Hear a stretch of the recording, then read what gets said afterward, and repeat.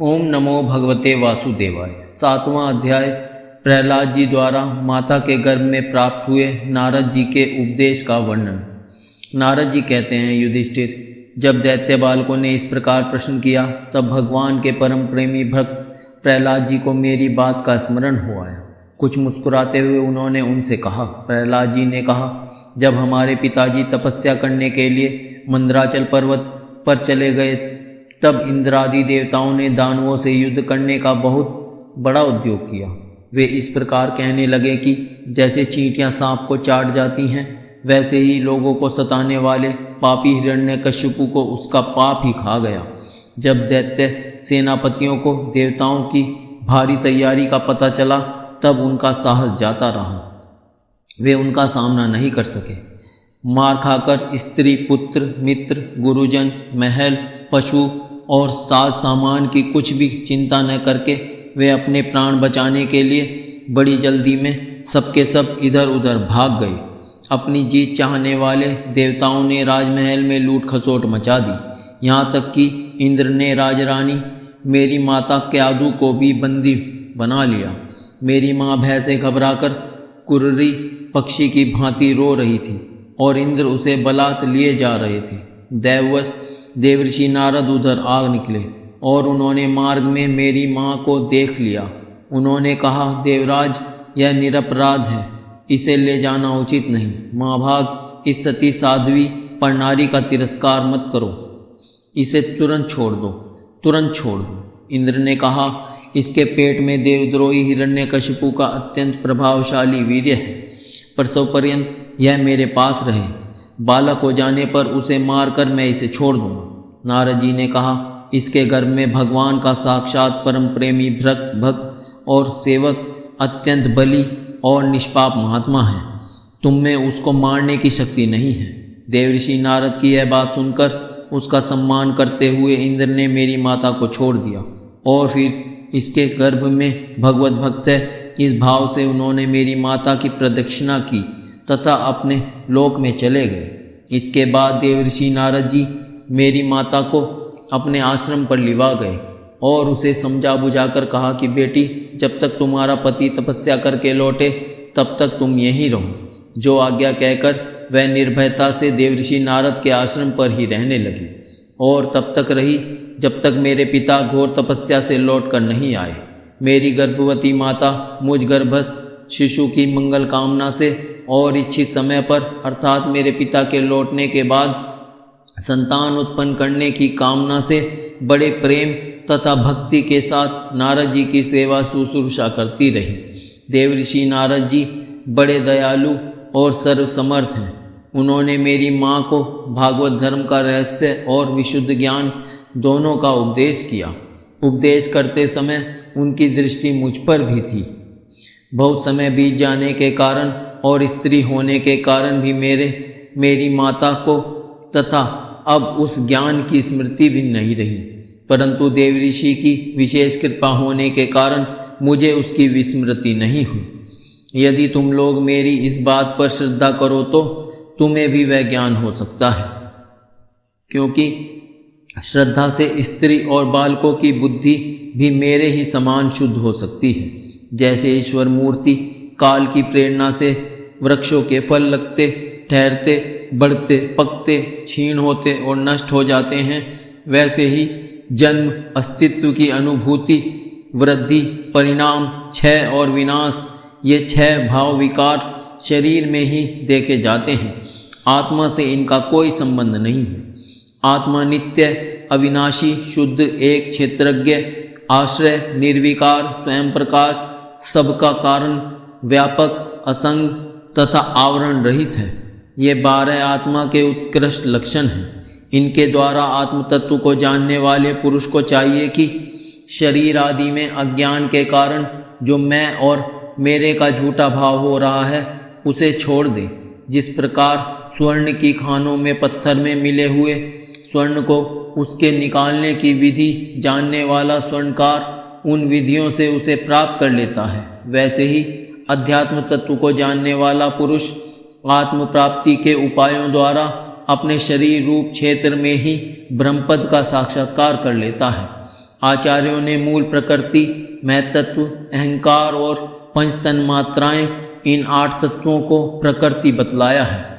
उनके 3 गुण हैं, सत्व, रज और तम, और उनके विकार हैं 16, 10 इंद्रियां, 1 मन और 5 महाभूत। इन सब में एक पुरुष तत्व अनुगत है। इन सब का समुदाय ही देह है। यह 2 प्रकार का है, स्थावर और जंगम। इसी में अंतःकरण, इंद्रिय आदि अनात्म वस्तुओं का यह आत्मा नहीं है। इस प्रकार बात करते हुए आत्मा को ढूंढना चाहिए। आत्मा सब में अनुगत है, परंतु वह सबसे पृथक। इस प्रकार शुद्ध बुद्धि से धीरे धीरे संसार की उत्पत्ति, स्थिति और उसके प्रलय पर विचार करना चाहिए। उतावली नहीं करनी चाहिए। जागृत, स्वप्न और सुषुप्ति, ये तीनों बुद्धि की वृत्तियां हैं। इन वृत्तियों का जिसके द्वारा अनुभव होता है वही सबसे अतीत, सबका साक्षी परमात्मा है। जैसे गंध से उसके आश्रय वायु का ज्ञान होता है, वैसे ही बुद्धि की इन कर्मजन्य एवं बदलने वाली तीनों अवस्थाओं के द्वारा इनमें साक्षी रूप से अनुगत आत्मा को जाने। गुणों और कर्मों के कारण होने वाला जन्म मृत्यु का यह चक्र आत्मा को शरीर और प्रकृति से पृथक न करने के कारण ही है। यह ज्ञान मूलक एवं मिथ्या है, फिर भी स्वप्न के समान जीव को इसकी प्रतीति हो रही है। इसलिए तुम लोगों को सबसे पहले इन गुणों के अनुसार होने वाले कर्मों का बीज ही नष्ट कर देना चाहिए। इससे बुद्धि वृत्तियों का प्रवाह निवृत्त हो जाता है। इसी को दूसरे शब्दों में योग या परमात्मा से मिलन कहते हैं। यूँ तो इन त्रिगुणात्मक कर्मों की जड़ उखाड़ फेंकने के लिए अथवा बुद्धि वृत्तियों का प्रवाह बंद कर देने के लिए सहस्त्रों साधन हैं, परंतु जिस उपाय से और जैसे सर्वशक्तिमान भगवान में स्वाभाविक निष्काम प्रेम हो जाए वही उपाय सर्वश्रेष्ठ है। यह बात स्वयं भगवान ने कही है। गुरु की प्रेम पूर्वक सेवा, अपने को जो कुछ मिले वह सब प्रेम से भगवान को समर्पित कर देना, भगवत प्रेमी महात्माओं का सत्संग, भगवान की आराधना, उनकी कथा वार्ता में श्रद्धा, उनके गुण और लीलाओं का कीर्तन, उनके चरण कमलों का ध्यान और उनके मंदिर मूर्ति आदि का दर्शन पूजन आदि साधनों से भगवान में स्वाभाविक प्रेम हो जाता है। सर्वशक्तिमान भगवान श्री हरि समस्त प्राणियों में विराजमान है। ऐसी भावना से यथाशक्ति सभी प्राणियों की इच्छा पूर्ण करें और हृदय से उनका सम्मान करें। काम, क्रोध, लोभ, मोह, मद और मत्सर, इन 6 शत्रुओं पर विजय प्राप्त करके जो लोग इस प्रकार भगवान की साधन भक्ति का अनुष्ठान करते हैं, उन्हें उस भक्ति के द्वारा भगवान श्री कृष्ण के चरणों में अनन्य प्रेम की प्राप्ति हो जाती है। जब भगवान के लीला शरीरों से किए हुए अद्भुत पराक्रम, उनके अनुपम गुण और चरित्रों को श्रवण करके अत्यंत आनंद के उद्रेक से मनुष्य का रोम रोम खिल उठता है, आंसुओं के मारे कंठ गदगद हो जाता है और वह संकोच छोड़कर जोर जोर से गाने, चिल्लाने और नाचने लगता है। जिस समय वह ग्रहग्रस्त पागल की तरह कभी हंसता है, कभी करुण क्रंदन करने लगता है, कभी ध्यान करता है तो कभी भगवत भाव से लोगों की वंदना करने लगता है।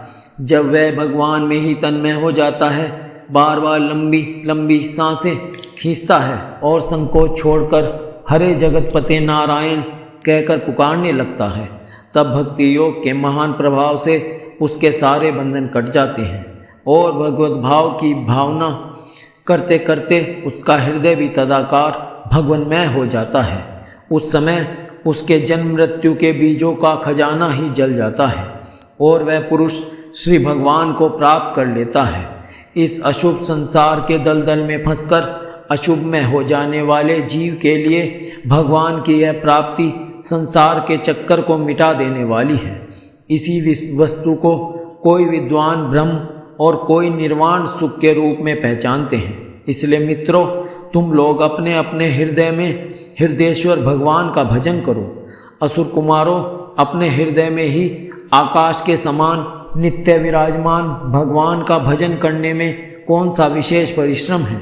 वे समान रूप से समस्त प्राणियों के अत्यंत प्रेमी मित्र हैं और तो क्या अपने आत्मा ही हैं।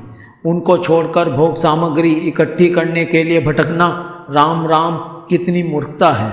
अरे भाई, धन, स्त्री, पशु, पुत्र, पुत्री, महल, पृथ्वी, हाथी, खजाना और भांति भांति की विभूतियाँ और तो क्या संसार का समस्त धन तथा भोग सामग्रियाँ इस क्षणभंगुर मनुष्य को क्या सुख दे सकती हैं। वे स्वयं ही क्षणभंगुर हैं। जैसे इस लोक की संपत्ति प्रत्यक्ष ही नाशवान है, वैसे ही यज्ञों से प्राप्त होने वाले स्वर्ग आदि लोक भी नाशवान और आपेक्षिक, एक दूसरे से छोटे बड़े, नीचे ऊंचे हैं। इसलिए वे भी निर्दोष नहीं हैं। निर्दोष है केवल परमात्मा। न किसी ने उसमें दोष देखा है और न सुना है। अतः परमात्मा की प्राप्ति के लिए अनन्य भक्ति से उन्हीं परमेश्वर का भजन करना चाहिए। इसके सिवा अपने को बड़ा विद्वान मानने वाला पुरुष इस लोक में जिस उद्देश्य से बार बार बहुत से कर्म करता है, उस उद्देश्य की प्राप्ति तो दूर रही, उल्टा उसे उसके विपरीत ही फल मिलता है और निसंदेह मिलता है। कर्म में प्रवृत्त होने के दो ही उद्देश्य होते हैं, सुख पाना और दुख से छूटना। परंतु जो पहले कामना न होने के कारण सुख में निमग्न रहता था, उसे ही अब कामना के कारण यहाँ सदा सर्वदा दुख ही भोगना पड़ता है। मनुष्य इस लोक में सकाम कर्मों के द्वारा जिस शरीर के लिए भोग प्राप्त करना चाहता है, वह शरीर ही पराया स्यार कुत्तों का भोजन और नाशवान है। कभी वह मिल जाता है तो कभी बिछुड़ जाता है। जब शरीर की ही यह दशा है, तब इससे अलग रहने वाले पुत्र, स्त्री, महल, धन संपत्ति, राज्य खजाने, हाथी घोड़े, मंत्री, नौकर चाकर, गुरुजन और दूसरे अपने कहलाने वालों की तो बात ही क्या है। ये तुच्छ विषय शरीर के साथ ही नष्ट हो जाते हैं। ये जान तो पड़ते हैं पुरुषार्थ के समान, परंतु हैं वास्तव में अनर्थ रूप ही। आत्मा स्वयं ही अनंत आनंद का महान समुद्र है। उसके लिए इन वस्तुओं की क्या आवश्यकता है। भाइयों, तनिक विचार तो करो। जो जीव गर्भाधान से लेकर मृत्यु पर्यंत सभी अवस्थाओं में अपनी कर्मों के अधीन होकर क्लेश ही क्लेश भोगता है, उसका इस संसार में स्वार्थ ही क्या है। यह जीव सूक्ष्म शरीर को ही अपना आत्मा मानकर उसके द्वारा अनेकों प्रकार के कर्म करता है और कर्मों के कारण ही फिर शरीर ग्रहण करता है। इस प्रकार कर्म से शरीर और शरीर से कर्म की परंपरा चल पड़ती है और ऐसा होता है अविवेक के कारण। इसलिए निष्काम भाव से निष्क्रिय आत्मस्वरूप भगवान श्री हरि का भजन करना चाहिए। अतः धर्म और काम सब उन्हीं के आश्रित हैं, बिना उनकी इच्छा के नहीं मिल सकते। भगवान श्री हरि समस्त प्राणियों के ईश्वर, आत्मा और परम प्रियतम हैं। वे अपने ही बनाए हुए पंचभूत और सूक्ष्मभूत आदि के द्वारा निर्मित शरीरों में जीव के नाम से कहे जाते हैं। देवता, दैत्य, मनुष्य, यक्ष अथवा गंधर्व कोई भी क्यों न हो, जो भगवान के चरण कमलों का सेवन करता है, वह हमारे ही समान कल्याण का भाजन होता है। दैत्य बाल को भगवान को प्रसन्न करने के लिए ब्राह्मण, देवता या ऋषि होना, सदाचार और विविध ज्ञानों से संपन्न होना तथा दान, तप, यज्ञ, शारीरिक और मानसिक शौच और बड़े बड़े व्रतों का अनुष्ठान पर्याप्त नहीं है। भगवान केवल निष्काम प्रेम भक्ति से ही प्रसन्न होते हैं और सब तो विडंबना मात्र हैं। इसलिए दानव बंधुओं, समस्त प्राणियों को अपने समान ही समझकर सर्वत्र विराजमान सर्वात्मा सर्वशक्तिमान भगवान की भक्ति करो। भगवान की भक्ति से के प्रभाव से दैत्य, यक्ष, राक्षस, स्त्रियां, शूद्र, गोपालक, अहीर, पक्षी, मृग और बहुत से पापी जीव भी भगवत भाव को प्राप्त हो गए हैं। इस संसार में या मनुष्य शरीर में जीव का सबसे बड़ा स्वार्थ अर्थात एकमात्र परमार्थ इतना ही है कि वह भगवान श्री कृष्ण की अनन्य भक्ति प्राप्त करे। उस भक्ति का स्वरूप है सर्वदा सर्वत्र सब वस्तुओं में भगवान का दर्शन।